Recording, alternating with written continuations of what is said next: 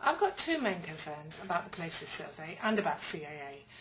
The first is that I had really hoped that this time we were going to be presented with an opportunity to allow local service providers really to focus outwards on the communities that they're trying to serve.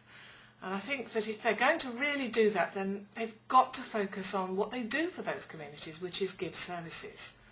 And I think that if you want to get close to those communities, if you really, really want to change the way things are done, you've got to focus on the experience of the individuals who actually receive them.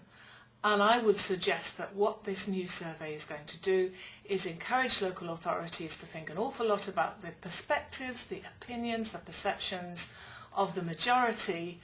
and they won't feel under any particular pressure to really get inside and understand the experience of the minority.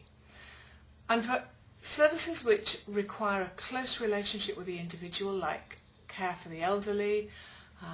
like looking after students going through education, it's really important to understand their real lived experience and use that information to change services for the better. We can all have perceptions, we can all have opinions, but it's not the same as the actual lived experience, and I had hoped that this survey would be measuring experience rather than perception, but clearly it's not going to. My other concern is that having gathered all this information about perspectives rather than experience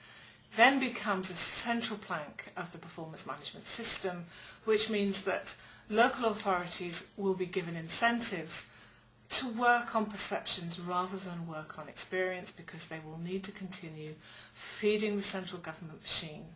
And the central government machine at the moment is interested in these perceptions, and I think that's a real shame and a real opportunity lost.